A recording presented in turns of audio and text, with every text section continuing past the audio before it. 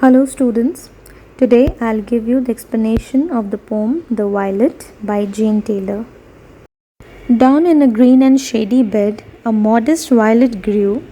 Its stalk was bent, it hung its head as if to hide from view. सो यहाँ पर एक flower the violet उसकी बात हो रही है जिसका इमेज मैंने आपको दिखाया एंड पोएटिस कह रही है कि down in a green and shady bed, मतलब शेडी बेड मतलब है घास, नीचे जहाँ पर घास उगती है वहीं पर अ मॉडेस्ट वायलेट ग्रू, मतलब ये जो फ्लावर है ये ग्रो करता है। अब इसके लिए बोला गया है ये मॉडेस्ट है। मॉडेस्ट का मीनिंग होता है हम्बल, ऐसा जैसे कोई भी घमंड नहीं है, जैसे कोई प्राउड नहीं है। ये कहाँ पर उगता है? ये घास में उगता है। It's stock was bent, it hung its head. उसका जो स्टेम है वो कैसा है? झुका हुआ है, और उसका जो सिर है उसके कारण वो क्या हो गया है? लटक गया है। As if to hide from view, और ऐसा लग रहा है जैसे वो लोगों की नज़रों से छुप रहा है। And yet it was a lovely flower, it's colours bright and fair, It might have graced a rosy bower instead of hiding there. अब पोएटिस है वो कह रही है कि ये भले ही हम्बल है, ये ग्रास में उग रहा है, लेकिन तो भी ये एक लवली फ्लावर है, ये बहुत ही सुंदर फ्लावर है। इसके जो कलर्स हैं वो बहुत ब्राइट हैं, वो बहुत फेयर हैं। जैसा हमने इमेज देखा तो इसके कलर्स बहुत ब्राइट हैं। इट माइट हैव ग्रेस्ड ए रोज़ी बॉवर। अब पोएटिस कह रही है कि ये एक रोज़ी बावर को बहुत अच्छे से ब्यूटीफुल बना सकता था। ग्रेस्ड का मतलब होता है ऐड टू ब्यूटी, उसे और ब्यूटीफुल बना सकता था अगर ये वहाँ पर छुपता नहीं, इंस्टेड ऑफ हाइडिंग देयर। अगर ये छुपता नहीं तो रोज़ी बॉवर को ये और ज़्यादा ब्यूटीफुल बना सकता था। अब रोज़ी बॉवर क्या होता है इसका इमेज मैं आपको शो करती हूँ। सो चिल्ड्रन, दिस इज़ रोज़ी बॉवर एंड पोएटिस कह रही है कि अगर ये फ्लावर वहाँ छुपता नहीं और रोज़ी बावर में इसे लगा दिया जाए तो ये इसकी ब्यूटी को और ज़्यादा बढ़ा सकता था, इसे और ब्यूटीफुल बना सकता था। Yet there it was content to bloom in modest tints arrayed, and there diffused its sweet perfume within the silent shade.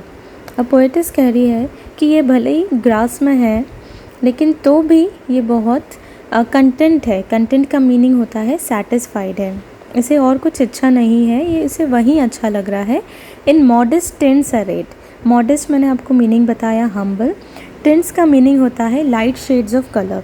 सो मैंने जो वायलेट की आपको इमेज दिखाई थी and we have seen there कि उस फ्लावर के डिफरेंट शेड्स हैं, डार्क वायलेट है, लाइट वायलेट है। अरेड का मतलब है अरेंज्ड, तो डिफरेंट शेड्स बहुत प्रॉपरली अरेंज्ड है और ये उसी में कंटेंट है ब्लूम करने के लिए। ब्लूम का मतलब होता है खिलना। And there diffuse it sweet perfume, और ये वहीं पे अपनी स्वीट फ्रेगनेंस को, स्वीट स्मेल को क्या कर रहा है? डिफ्यूज़। डिफ्यूज़ का मीनिंग होता है रिलीज़ करना। Within the silent shade, silent shade का मतलब है साइलेंटली वो ये सारी चीज़ें कर रहा है। ये शो ऑफ नहीं कर रहा, किसी को बोल बोल के नहीं कर रहा, बट शांत रहकर, साइलेंट रहकर ये सारी चीज़ें ये फ्लावर कर रहा है। Then let me to the valley go, this pretty flower to see, that I may also learn to grow in sweet humility. अब पोएटिस कह रही है कि मुझे भी जाने दो घाटियों में, वैलीज़ में मुझे भी जाने दो। दिस प्रिटी फ्लावर टू सी, ताकि मैं इस सुंदर से, प्रिटी मतलब होता है ब्यूटीफुल, सुंदर, इस सुंदर फ्लावर को देख सकूं।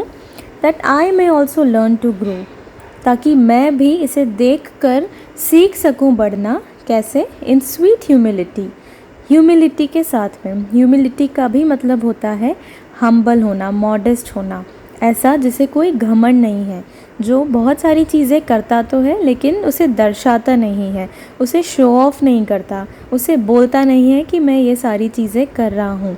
तो जो पोएटिस है जेन टेलर, वो इस फ्लावर से सीखना चाहती है humility. So children, we should also practice humility in our lives. So I'm attaching the book exercise. Kindly do the word meanings in your copy and question answers. This is the book exercise. You have to do this in your book only. These are the question answers you have to do in your copy. That's all.